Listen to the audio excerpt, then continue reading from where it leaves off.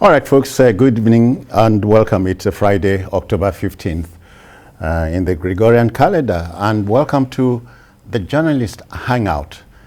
I'm Citizen Jones. Today on the program, federal government tells federal civil servants to show vaccination proof or present negative COVID-19 result to access offices. Civil society organizations, CSOs, want President Buhari's assent to Amended Electoral Act before Anambra governorship election, and later on, Benue State panel on police brutality okays 304.5 million naira compensation for victims. Let's report I'm hanging out with Babajide Kolade Otitoju. Jide, each time you leave town, we know you will come back with money. No, I may be wrong. Welcome. Good evening to you. Thank you. There's also the Asaba boy, Tony Nwaje. I greet you, Tony. Good evening to you. Good evening, citizens. Good evening, Nigeria. All right, then. So the team is ready. I hope you are. All right, to our first story. The federal government has made COVID-19 vaccination compulsory, or civil servants will be off its payroll. Secretary to the federal government, SGF boss Mustafa, who doubles as chairman of the Presidential Steering Committee on COVID-19, dropped this frightening hint on Wednesday during a briefing. Well, according to the directive, from December 1st, civil servants will be denied access to their offices without proof of vaccination or otherwise proof of a COVID-19 PCR test. Now, this affects all staffers in all locations within Nigeria and our missions abroad. This directive, it's expected, will be followed to the letter. The persuasion seems to not be the word anymore. It's either duress or coercion. Well, it came to me as a surprise.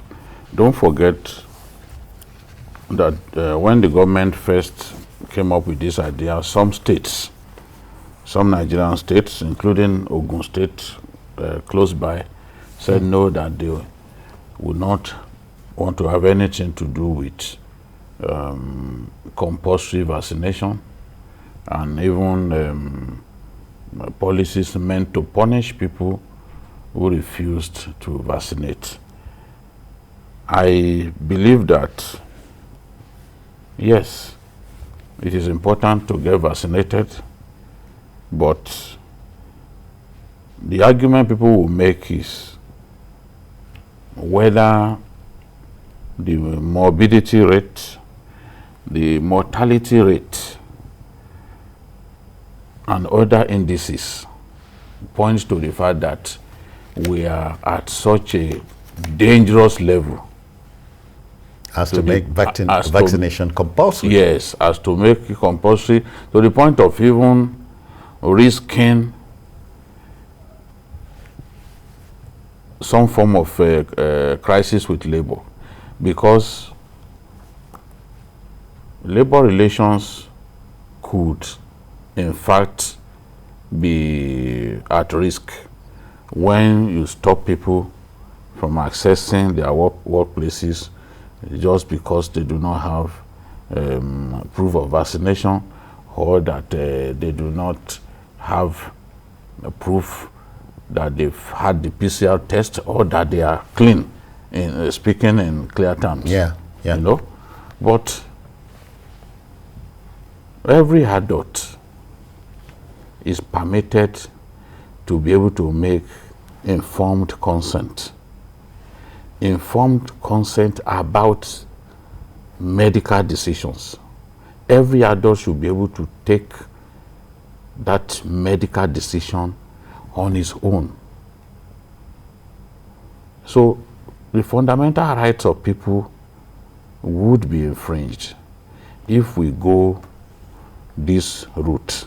Remember when the governor of Edo State came up with this idea, the people protested and said, see, the big problem that we face is hunger, not even COVID.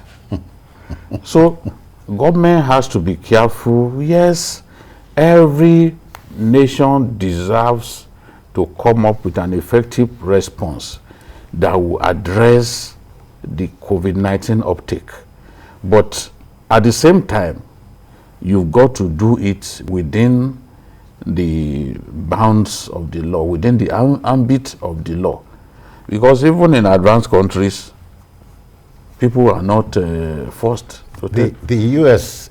itself, so many states said, don't constrain us to take this vaccine. So people are, persuasion is still the best strategy. Oh, people have their fears about the purpose of this vaccine and the effect it could have on them. We've got to continue to appeal to people that, look, this vaccine is not harmful, it's meant to keep every one of us safe. Even the WHO prescribes even that. Even though it is not a cure-all. It is not. It's not a cure-all. We've seen people who got 2 jabs and they still succumb to the virus. Now they are even suggesting, suggesting now that some people may need a 3rd jab. Yeah, I was reading about the Americans. And they say this is still killed 2,000 people in America. So that's the last body count. So if it was a vaccine that once you take it, it's good night. You have no fear at all in the world that you will succumb to the virus. It's a different kettle of fish. But we have what someone described as we have been given what someone described as a fast food in form of vaccine, because the world was in a hurry, the world was desperate to get back to normalcy, and we quickly rolled out these vaccines without taking ample time to do research and see how it reacts. Some strains of this virus have come out even after the vaccines were rolled out. Meaning that so those strains, in coming up with those vaccines, they never bore those new strains in mind, and that's why we have what we are. So I don't believe in trying to force people. Tony, you know, we must factor religious concerns and cultural, you know, cultural stuff into all of this. And besides, persuade people, don't coerce people. Yeah, but that's what it looks like, and because when you coerce through compulsion, it will be counterproductive. And it will lead to... people have to be convinced. It will give credence to that conspiracy theory people have been talking about. But I'm happy the Executive Director, Healthcare Development Agency, Dr. Faisal Shuaib, at the press conference yesterday in Abuja, however, clarified that it's not mandatory. It's a choice and not a compulsory exercise, even though it's expected that every Nigerian should get vaccinated against the dreaded. So it's been clarified that it's not compulsory, because really you can't. Because there's no piece of legislation anywhere that made it I'm yet to, maybe I stand to be corrected, pushing people to, forcing people to go take it. It's like a violation of a herd mentality. You must go this way. Which is not going to work, because it means the violation of their rights, rights, and of course, religion and all. A lot of things we play out here. It won't work that way. And even before now, we've seen it. Nigerians are not, too keen. But I think I want to blame government, really. Because when we talk about COVID vaccination and all that, we only see it in Lagos and Abuja. Please, can you go around the states, apart from Lagos and Abuja, and go to the fringes of the states, local government wards and streets, communities, towns and all that, villages? You don't see them. We only talk about it here, civil servants. What's the population? I think government is not doing enough, apart from civil servants. But I know this has hit you too. Reports from many centers, vaccination centers, where people are befuddled. Do I pay for this? And is this thing available and all that? There seems to be stuff we are not understanding. That's what I'm saying. That's where government comes in, because there seems to be a communication breakdown here. A lot of people want to know. I don't see why now. Boss Mustafa, SGF, was saying that by second quarter of next year, we should have about 52 million doses of vaccine.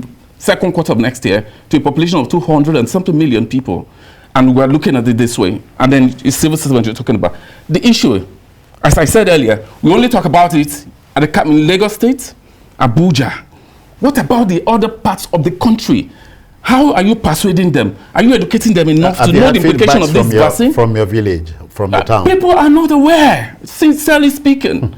People are not aware. We only talk about it in Lagos here. And then in Abuja, when they do this briefing and all that, they need to go to these communities and they know not life is going on there as if there's no COVID.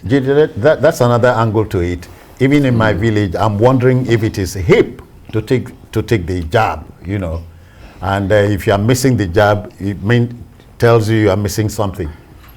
The truth even is how many federal civil servants do we have? So the strategy is still not enough. If we are determined to achieve cross-country vaccine coverage for COVID-19, we can't use the strategy of simply targeting federal civil servants. Alone. How many are there? Yeah. In a country of about 200 million, how many are there? Because the states are not coming up with this idea. You see, the policy does not say that compulsory vaccination. You get the point. But the policy aims at pushing people to get vaccinated, or they could be stopped from accessing the offices. If they don't have a new element into the whole thing. Yes, if they don't have the PCR test result. So that clarification does not totally clear the thing. Now, you talking about even these PCR results. Instead of coming up with a policy that ensures that everyone who wants to take a test gets to take the test without all kinds of encumbrances. Yeah. What do we have? People are being referred to test centers that are simply out to extort money from people, charging people as high as 70,000, especially travelers, charging them as high as 70,000 to get tested. I mean, these are the reasons many people are angry and they don't even want to do the test, not to talk of the vaccination. So now is an option. They've given you options. You either take the test and produce evidence that you've taken the jab, or come up with the PCR result that shows that you are negative. So that is the thing. How many people can actually go get that PCR? How many people know about it? The enlightenment is certainly not enough. At all. And I'm even talking about the money. Look at what the South Africans are doing. The South Africans have achieved 1/3 vaccine coverage in their country. And now what they are doing is to say, okay, 12-year-olds, we are now targeting 12-year-olds for vaccination. And they made it such that even at that age, they don't need the consent of that. They made the law, you know. The parents. So that at that stage, even at that age, they don't need the permission of their parents to go get the jab. Yeah. They've simplified it, made it so easy to reach everyone. How many test centers do we have? When you compare, people seem to have been so enlightened about it. Yes, and there are numerous test centers. Yeah. Compared to us, it's a country of about 50 million people. We are a country of 200 million, but they have far more test centers than we do. So they are making progress in terms of achieving cross-country coverage. But I don't think that trying to make it compulsory is the solution. I once talked on this program about the Manchester United manager, Ole Gunnar Solskjaer, when one of his goalkeepers succumbed to, contracted the virus. The journalist now said, didn't you people make vaccination compulsory for your players? He said, no, that we can't make it compulsory. The player has the right to say, I want the jab or I don't want. I mean, these are decisions for the Personal individual decisions. to take. Oh, yeah. Yeah, so if over there, despite the fact it has killed far more people there than our country, it's a bigger problem over there than here. If they didn't feel the need to force people, we shouldn't attempt to force our people, stop them from coming to work. Are we saying, Tony, are we saying that Nigeria is yielding to pressures from outside? It's obvious. It's very obvious. But they are going about it the wrong way. They're going about it the wrong way because I think first and foremost, enlightenment. People need to know the implication of not getting vaccinated. That is number one. It's like putting a cart before the horse. Take it around the country, and then secondly, we must have the doses. We must have sufficient doses of and getting vaccinated must not be tedious. It shouldn't be tedious. I can walk into my street and see a center where I don't need to. And Nigerians like being pushed. And if you don't want it that way, provide it at least within their reach, so that people can go out. As you're driving, you're seeing them. I don't need to go to a local government to get vaccinated. Why is it difficult to do these things? I mean, it's easy. It's easy. Can we just borrow this thing from other countries? If you want people to really get vaccinated, first and foremost, take the enlightenment around the country. Let them see the implication of not getting vaccinated. Make the vaccine dosage available to the people. Oh, yeah. And then create centers that people can walk in easily without stress. There are drive-by test centers in the UAE. It's example. Everywhere. You are inside your car. You don't even need to come out. They come to you. You beckon. The fellow comes. You people, you are on a queue, for example. Okay. Right there, you are inside your car, and you are being tested. It's not like you need to come down and see the protocols. Make a heavy weather. Yes, right there inside your car. You are not coming down. You get tested. Little wonder, Tony, some of our colleagues will get vaccinated, and they are joyous about it. Of course. It will make it look like a status symbol. make you look guilty, Well,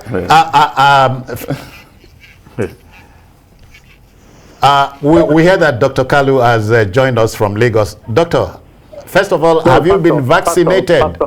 Pastor Ben. Oh, Pastor Ben, I thank you. Okay, but have you been vaccinated? Okay, Jones, good evening, sir. Good evening. God bless you all. I love your program. I love you all. Thank you, sir. I vaccinated. I've completed my vaccination, sir. Okay. Thanks.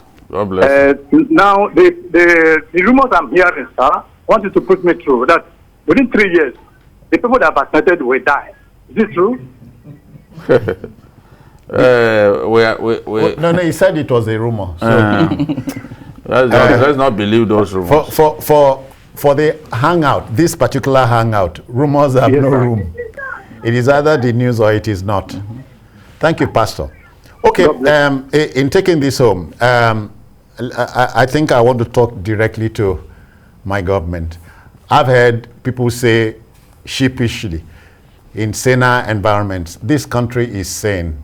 And they also tell you, in more advanced countries, this country is advanced enough. But I think we should stop making a mess of boiling a 5-minute egg. If you ask a Nigerian, spend 5 minutes to boil an egg, the egg will be boiling for 1 hour. And when you ask them why, the man says, no be now why I just put them. So we can make a meal of vaccinating Nigerians.